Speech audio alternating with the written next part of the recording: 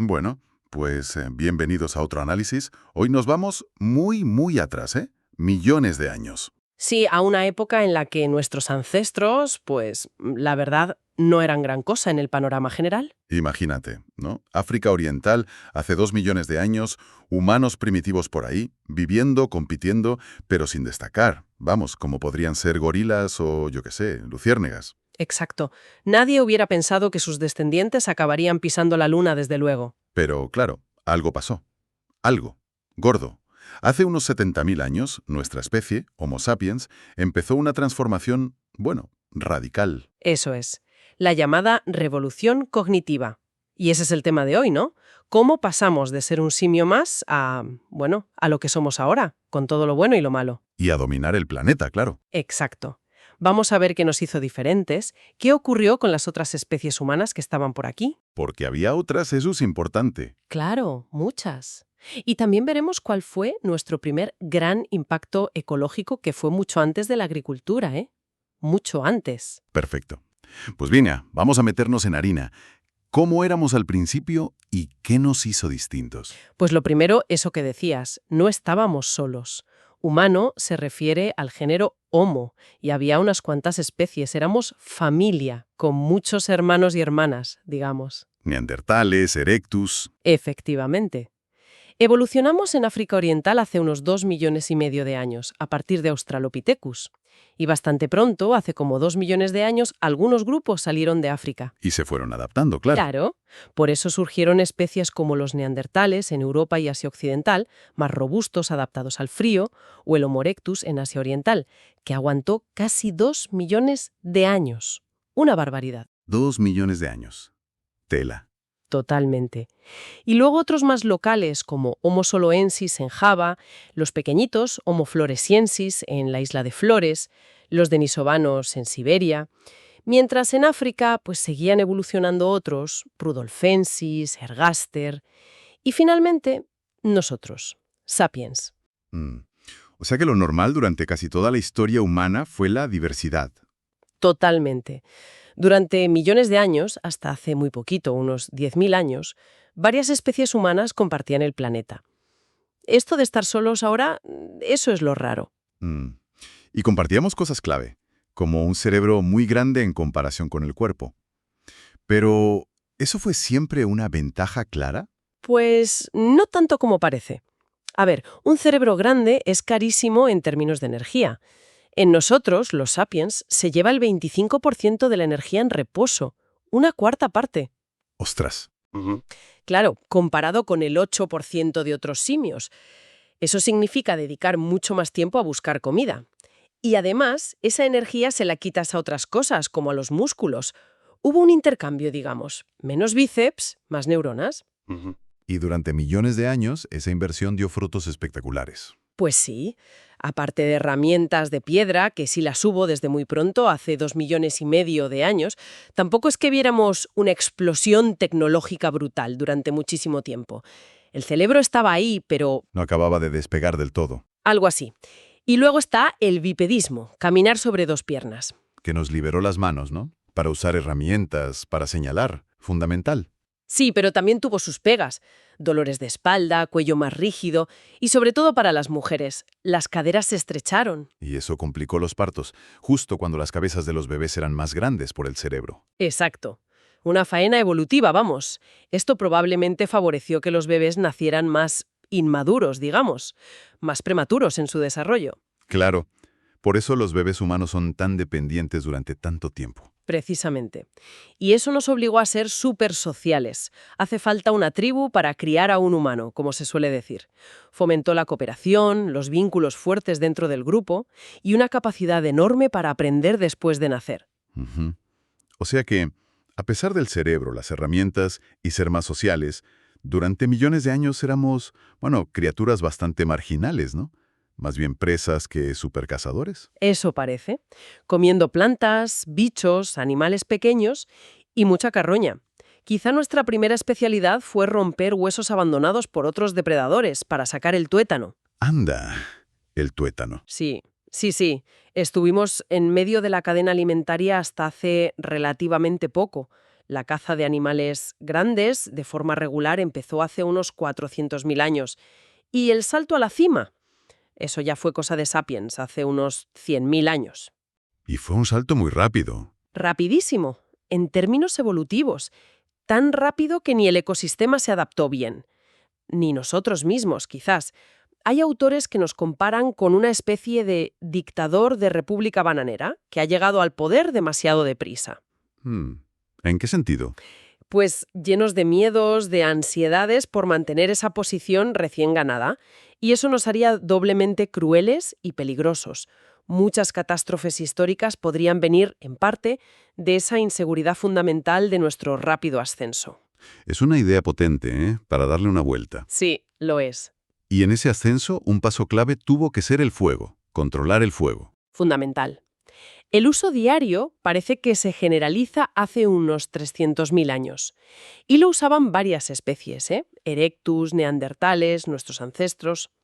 Claro, te da luz, calor, protección contra depredadores.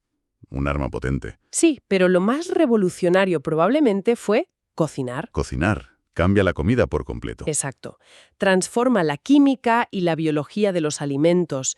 Hizo digeribles cosas que antes no lo eran o lo eran con dificultad, como el trigo, el arroz, las patatas. Mataba gérmenes, parásitos. Y facilitaba comerlo, ¿no? Masticar y digerir. Muchísimo. Piensa que los chimpancés pueden pasarse 5 horas al día masticando. Nosotros, con comida cocinada, apenas 1 hora. Menuda diferencia. Enorme. Y eso pudo permitir que nuestros intestinos se acortaran, porque ya no hacía falta un sistema digestivo tan largo y complejo.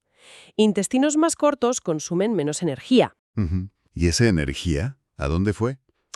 Pues una hipótesis muy interesante es que esa energía liberada contribuyó a alimentar el crecimiento de nuestro ya gran cerebro. Cocinar nos dio indirectamente más capacidad cerebral. ¡Ostras, qué conexión más curiosa! Y además, el fuego fue la primera vez que controlamos una fuerza de la naturaleza que no dependía de nuestro cuerpo. Una persona con una antorcha podía controlar algo inmensamente poderoso. Marcó una diferencia importante con el resto de animales. Vale, tenemos cerebro grande, bipedismo, sociabilidad forzada, fuego, cocina. Pero aún así, hace 150.000 años, los sapiens que ya éramos como somos ahora físicamente, seguíamos en África, sin comernos el mundo. Incluso hubo un intento de salir hacia Oriente Próximo, ¿no? Sí, hace unos 100.000 años. Y parece que nos salió bien. Los neandertales, que ya estaban allí, parece que nos pararon los pies. O simplemente no nos adaptamos bien. El caso es que nos retiramos. Entonces, ¿qué faltaba? ¿Qué cambió para que unos 30.000 años después, hace 70.000, sí saliéramos y arrasáramos? Aquí entra la revolución cognitiva. La teoría dominante es que ocurrieron mutaciones genéticas, por puro azar, que recablearon nuestro cerebro. Recablearon. Sí, que cambiaron la forma en que funcionaba, permitiendo nuevas formas de pensar y, sobre todo, un nuevo tipo de lenguaje. Y esto coincide, más o menos, con esa segunda salida de África, la que sí tuvo éxito, nuestra expansión por todo el planeta y la desaparición de las otras especies humanas. Pero, a ver, ¿qué tenía de especial ese lenguaje? Otros animales se comunican, ¿no? Los monos verdes tienen gritos distintos para águila, leopardo. Claro, no fue el primer lenguaje ni el primero vocal. Lo especial fue, según varias teorías, primero su flexibilidad. Podemos combinar un número limitado de sonidos y señales para crear infinitas frases con significados diferentes y complejos. Podemos describir cosas con mucho detalle. Exacto. No solo cuidado un león, sino esta mañana vi un león cerca del recodo del río. Iba hacia los bisontes. Quizá podríamos rodearlo por la colina. Permite planificar, coordinar acciones complejas, transmitir muchísima información sobre el mundo. Vale, eso ya es un salto cualitativo importante. Luego está la teoría del cotilleo. Del cotilleo, como en la prensa rosa. Bueno, no exactamente. La idea es que la información más crucial para la supervivencia en grupo no era tanto sobre leones, sino sobre otros humanos. ¿Quién odia a quién? ¿Quién es de fiar? ¿Quién engaña? ¿Quién durmió con quién? Información social. Eso es. Nuestro lenguaje habría evolucionado para manejar esa complejidad social.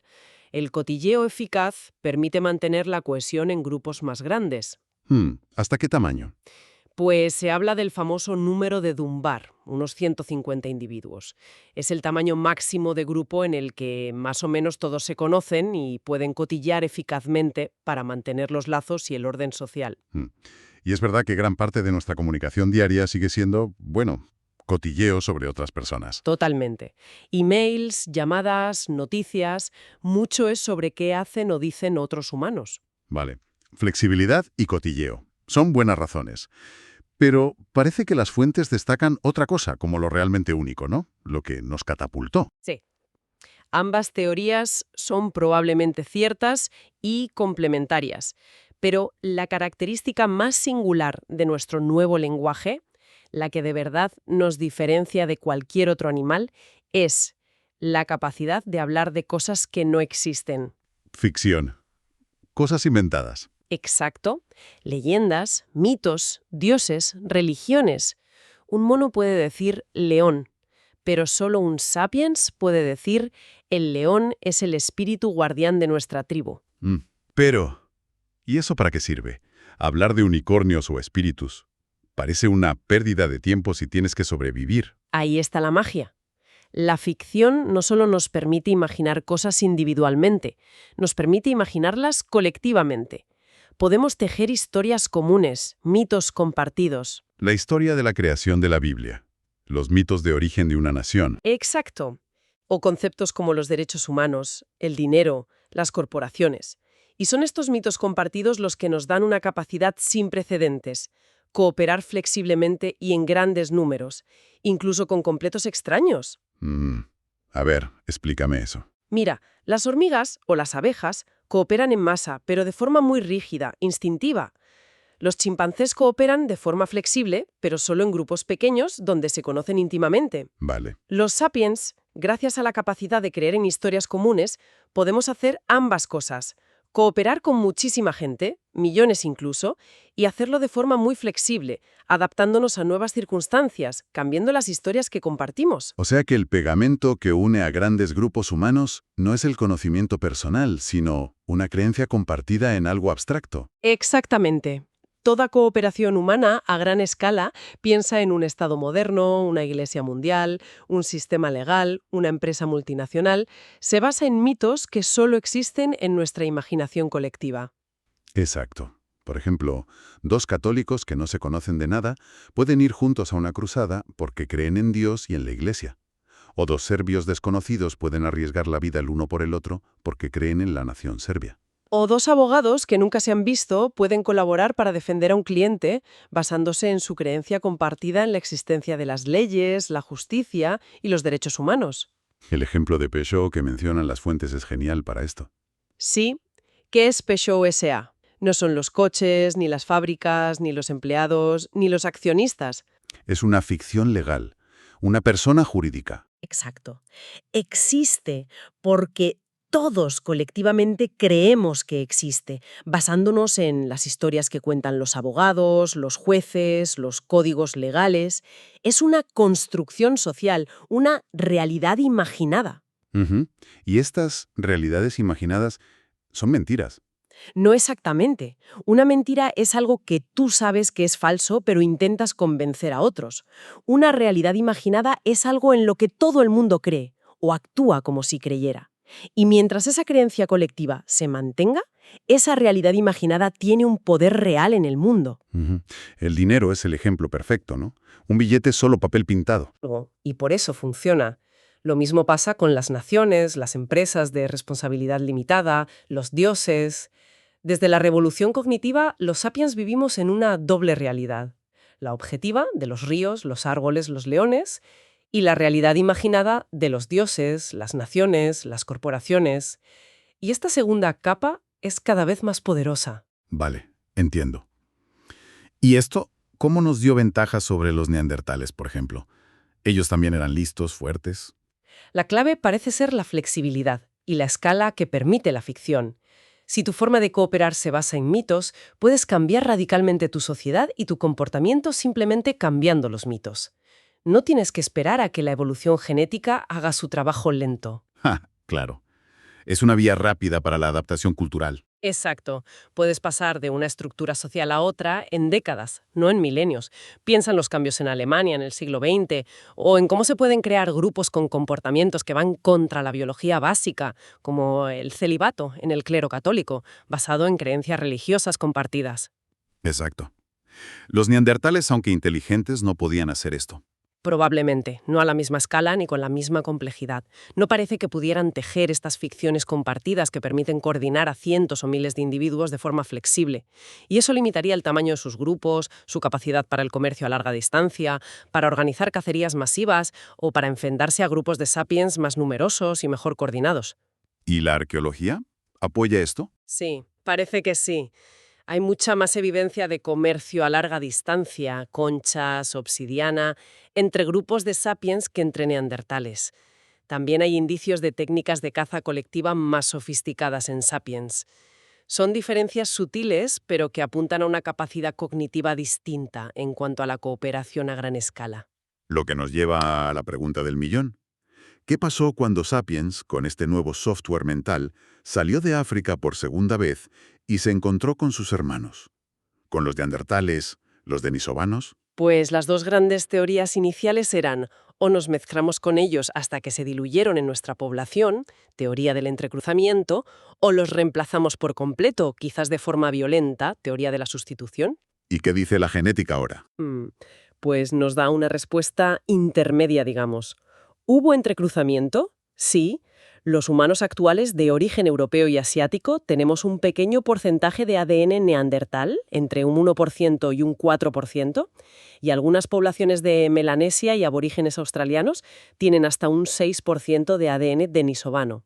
O sea que sí hubo encuentros cercanos. Sí, pero el porcentaje es bajo.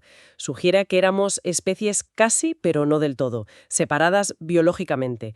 Podíamos tener descendencia fértil, pero quizás con dificultad, o quizás no nos veíamos como parejas naturales la mayor parte del tiempo. No llegamos a fusionarnos en una única población. Hmm. Pero al final, ellos desaparecieron y nosotros no. ¿Por qué? Si hubo mezcla, ¿por qué no sobrevivieron como poblaciones distintas o mezcladas? Es la gran pregunta. Probablemente fue una combinación de factores. Sapiens, con mejor tecnología, lenguaje más avanzado y mayor capacidad de cooperación social, seguramente era más eficiente consiguiendo comida y recursos. Les quitamos el sitio, básicamente. Competencia. Es muy probable. Simplemente, donde llegábamos nosotros, los recursos escaseaban más para ellos. Y luego está la posibilidad de la violencia directa, el genocidio. Uf. La historia de Sapiens no es precisamente un cuento de tolerancia. Cuando nos hemos encontrado con otros grupos humanos diferentes a lo largo de la historia, rara vez ha acabado bien para el grupo menos poderoso. Es posible que hubiera enfrentamientos directos. Mm. Las fuentes sugieren una idea un poco oscura, ¿no? Que quizás los eliminamos porque eran demasiado parecidos para ignorarlos, pero demasiado diferentes para tolerarlos. Mm. Es una hipótesis inquietante, sí, que nos recordaban demasiado nuestro propio origen animal y al mismo tiempo eran otros. Su existencia quizás desafiaba nuestra incipiente sensación de ser únicos y especiales. Mm. Y el resultado es que, donde llegaba Sapiens, poco después, las poblaciones humanas nativas se extinguían. Los soloenses en Java hace 50.000 años, los denisovanos poco después, los neandertales desaparecen del registro fósil hace unos 30.000 años, los pequeños floresiensis hace unos 12.000. Y nos quedamos nosotros, Homo sapiens, la última especie humana sobre la Tierra. Solos. Y una vez solos, ¿qué hicimos? Pues conquistar el resto del mundo, incluyendo sitios donde ningún humano había llegado antes, como Australia. Exacto. La colonización de Australia hace unos 45.000 años es una hazaña increíble. Implicó cruzar tramos de mar de más de 100 kilómetros. Seguramente requirió desarrollar las primeras sociedades marineras, allí en las islas de Indonesia. Fue la primera vez que un mamífero terrestre grande salía del bloque afroasiático. Sí, y tuvieron que adaptarse a un ecosistema radicalmente nuevo. Australia era otro mundo, lleno de animales que no existían en ningún otro lugar, sobre todo marsupiales gigantes. Canguros de 2 metros, leones marsupiales, wombats del tamaño de un rinoceronte como el diprotodón. Una pasada. Una megafauna espectacular, pero en unos pocos miles de años, después de la llegada de los humanos, casi todos esos animales grandes desaparecieron. De 24 géneros de animales de más de 50 kilos, se extinguieron 23. 23 de 24. Es brutal. ¿Fue culpa nuestra o fue el cambio climático? Que siempre se menciona. Mm, la evidencia apunta bastante hacia nosotros. A ver, el cambio climático que hubo hace 45.000 años no fue el peor que Australia había vivido. El diprotodón, por ejemplo, había sobrevivido a unas 10 eras glaciales anteriores. Vale. Además, la fauna marina apenas se vio afectada, a diferencia de la terrestre. Y lo más importante, este patrón de extinción masiva de animales grandes se repite cada vez que los humanos llegamos a un nuevo continente o isla aislada. Como en América después o Nueva Zelanda mucho más tarde con los maoris. Exacto. O la isla Wrangel en el Ártico, donde los últimos mamuts lanudos sobrevivieron hasta hace solo 4.000 años y desaparecieron justo cuando llegaron los humanos. El patrón es muy consistente. Pero, ¿cómo pudimos hacerlo? ¿Con tecnología de la edad de piedra, cazar hasta la extinción a esos bichos enormes? Probablemente fue una combinación de cosas. Primero, los animales grandes se reproducen muy lentamente. Segundo, no tenían miedo innato a los humanos. Nunca habían visto un depredador como nosotros, tan inteligente y cooperativo. Serían presas relativamente fáciles al principio. Y luego está nuestra habilidad para cambiar el entorno. Ahí está. El uso del fuego a gran escala. La llamada agricultura del fuego. Los sapiens probablemente quemaban grandes extensiones de bosque para crear pastizales que atrajeran a otros animales más fáciles de cazar, o simplemente para abrirse camino. Esto cambió radicalmente el paisaje australiano, favoreciendo, por ejemplo, al eucalipto, que resiste bien el fuego. O sea, caza directa y destrucción del hábitat. Eso es. El cambio climático quizá hizo al ecosistema más vulnerable, pero nuestra llegada parece haber sido el golpe de gracia. Y la historia se repitió en América. De Beringia, hace unos 16.000 años, más o menos, 14.000 años antes de Cristo. Primero tuvieron que adaptarse al Ártico, desarrollando ropa térmica, técnicas para cazar mamuts. Una adaptación brutal también. Tremenda. Y una vez que los glaciares que cubrían Norteamérica empezaron a retirarse, hace unos 14.000 años, 12.000 antes de Cristo, la expansión hacia el sur fue rapidísima. Un verdadero blitzkrieg prehistórico. En apenas 1.000 o 2.000 años ocuparon todo el continente, de Alaska a Tierra del Fuego. Y América también tenía su propia megafauna increíble, ¿no? Impresionante. Mamuts, mastodontes, caballos y camellos nativos, que luego se extinguieron y fueron reintroducidos por los europeos, perezosos gigantes de varias toneladas, tigres dientes de sable, gliptodontes, que eran como armadillos gigantes. Y de nuevo, la misma historia. La misma. En unos 2.000 años, tras la llegada de Sapiens, la mayoría de estos animales grandes desaparecieron. Norteamérica perdió 34 de sus 47 géneros de mamíferos grandes. Sudamérica, 50 de 60. Las cifras son demoledoras. Lo son. Hay pruebas muy directas, como análisis de excrementos fosilizados de perezosos gigantes, que muestran que desaparecen justo cuando aparecen las primeras evidencias humanas en la zona. Así que, la imagen del cazador-recolector viviendo en perfecta armonía con la naturaleza. Pues parece que no fue tan así. Los datos sugieren que la primera oleada de colonización de Homo sapiens por el planeta fue una de las mayores y más rápidas catástrofes ecológicas en la historia de la vida animal. La primera ola de extinción la llaman. Sí. Eliminamos cerca de la mitad de los géneros de grandes mamíferos terrestres del planeta mucho antes de inventar la rueda, la escritura o la agricultura. Solo con lanzas, arcos y, sobre todo, con nuestra capacidad de cooperar y adaptar el entorno gracias a esa revolución cognitiva. Es un panorama impactante, la verdad. Hemos pasado de ser simios sin importancia a conquistar el mundo y a provocar extinciones masivas, todo gracias a una revolución en nuestra mente y nuestro lenguaje. Al poder de contar historias y creer en ellas juntos. Un poder inmenso. Pero con un coste ecológico enorme desde el principio. Desde el principio. Y lo más fascinante o frustrante es lo poco que sabemos de esos 60.000 años entre la revolución cognitiva y la invención de la agricultura. La mayor parte de nuestra historia como sapiens modernos. Exacto. Es como si hubiera una gruesa cortina de silencio.